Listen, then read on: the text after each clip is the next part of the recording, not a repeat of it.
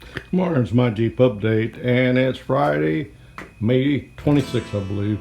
And I'm going through some odds and ends on the Jeep, trying to get it ready for my starting the differential brake. And I had an electrical problem in the door. I had to pull the door panel partially off, and what happened, the big harness at the door there, where they lock into place right there. I don't know if you can see that.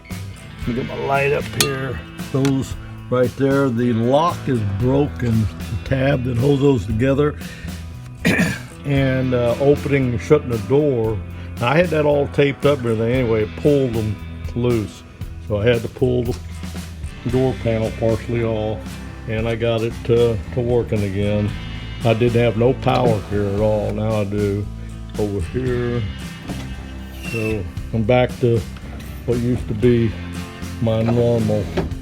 Okay, so I'm just going, what I'm going to do, because if there is no lock on it, probably happens again, I'm going to try to put a zip tie from here to here to hold those together temporarily, because I think I'm going to have to change out that whole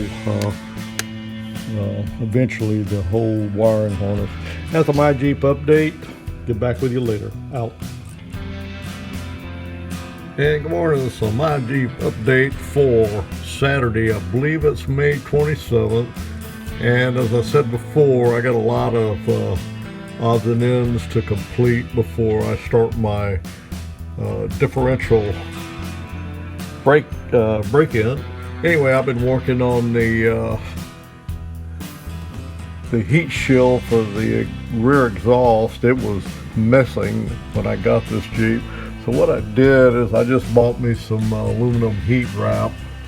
I put a lot of clamps on it. I wanted to make sure this gas tank right here was protected from the heat off the exhaust. I've got some repair work on that heat shield above the muffler that needs to be done. I'll be working on that. Anyway, you can see what I've done here. Yeah, it don't look too pretty, but it should be effective. That aluminum wrap is almost as thick as the heat shields that came on the vehicle. It's pretty sturdy. And I'm going to be doing some other things. I got some electrical issues. Here's my Jeep, and this is a recap of some things that I'm dealing with. I got my tank in.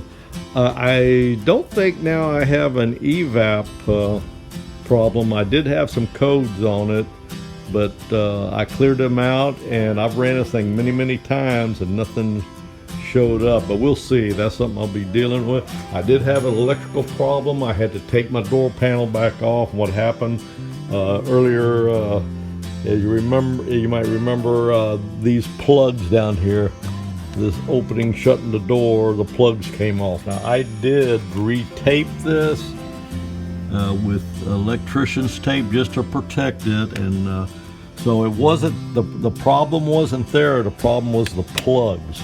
Okay, so I got that taken care of.